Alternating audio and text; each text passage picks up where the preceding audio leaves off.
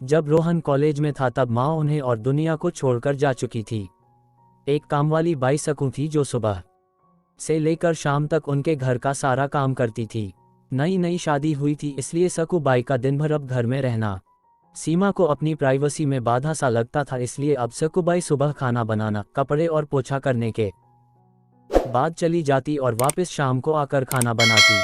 सकूबाई की दोपहर की गैरहाजिरी से कई छोटे मोटे काम दिखाई देने लगे, जिनमें से ज्यादातर काम बिना कहे सुधीर जी ये सोचकर कर लिया करते कि बहू को मदद हो जाएगी, लेकिन बहू सोचती कि ससुर को औरतों के काम में दखल देने की आदत है। एक दिन मौका देखकर सीमा ने रोहन से कहा, क्यों ना हम बाबूजी को वृद्धाश्रम में भेज दे। एक बार पैसा भरना पड़ेगा और उन्हें भी अपने उम्र के लोगों का साथ मिल जाएगा। हमें भी अपनी प्राइवेसी के बारे में ज्यादा सोचना नहीं पड़ेगा। रोहन ने सीमा की बातों पर ज्यादा ध्यान नहीं दिया।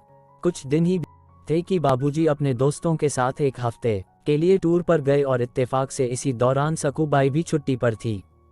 फिर क्या, सीमा को जैसा चाहिए था वैसा समय मिलने लगा। अब रोहन रेस्टोरेंट में खाना खा लेता और सीमा का काम ऑमलेट, ब्रेड या मैगी से चल जाता। खाना बनाने की टेंशन नहीं थी, लेकिन घर में निकलने वाले सारे काम तो अभी भी करने ही थे।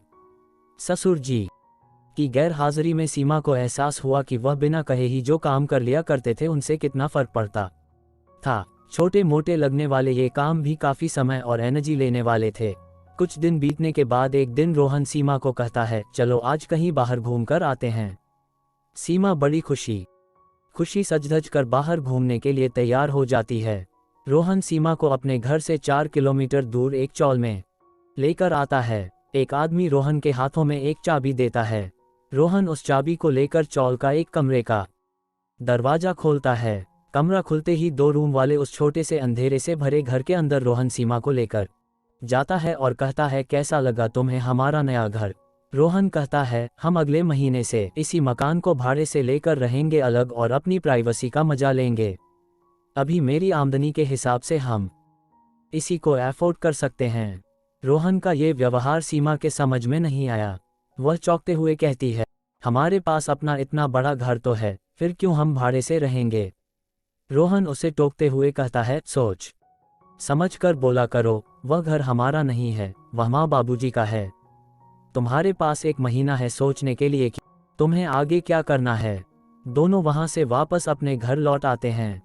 पूरे रास्ते सीमा के दिमाग में तरह तरह के विचार चल रहे थे।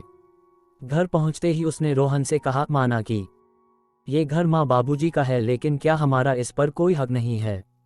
रोहन ने कहा, बिल्कुल है, लेकिन माँ बाबूजी के बाद जब तक वह है तब तक तो नहीं। अगर तुम्हें हक समझ में आता है तो तुम्हें जिम्मेदारियां भी समझ में आती होंगी। सिर्फ हक के बारे में सोचकर और अपनी जिम्मेदारियां भूलकर स्वार्थी होना क्या भला अच्छा होता है। सीमा के पास रोहन के इस सवाल का कोई जवाब नहीं था। वह सोचने लगी कि उसने अपने क्षणिक सुख के स्वार्थ के लिए इतने नीचे गिरकर ऐसी घटिया सोच अपने दिमाग में आने दी। उसे मन ही मन पछतावा होने लगा। सीमा रोहन से बोली, मुझे माफ कर दीजिए, मैं सच में स्वार्थी हो गई थी, मुझसे बहुत बड़ी गलती हो गई।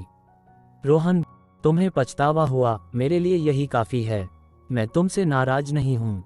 बेटे और बहू का ये वार्तालाप सुधीर जी दरवाजे पर खड़े होकर सुन रहे थे।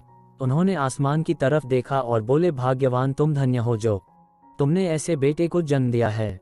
उन्होंने दरवाजा खटखटाया। बहू ने दरवाजा खोला तो उनके हाथों में पकड़ी थैली से गरम गरम समोसों की सुगंध उसको आने लगी। ससुर ने अपनी बहू से कहा, वो कोने वाले हलवाई के पास से लाया हूँ, तुम्हें बहुत पसंद है ना। सीमा को अपने ससुर के प्रति विचार और ससुर के उसके प्रति प्यार, उन दोनों का फर्क समझ में आते ही उसकी आंखों में पश्चाताप के आंसू और चेहरे पर अपने परिवार के प्यार के कारण मुस्कान आ गई। दोस्तों, इंसानी दिमाग में दिन भर में हजारों विचार आते हैं, कुछ अच्छे कुछ बुरे, लेकिन किसी भी विचार को शब्दों में परिवर्तित करने से पहले उनको समझना बहुत जरूरी है।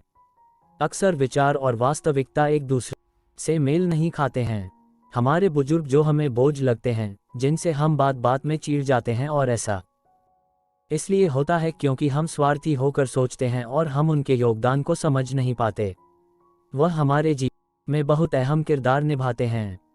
अगर आपको ये कहानी अच्छी लगी हो तो वीडियो को लाइक और चैनल को सब्सक्राइब करना ना भूले।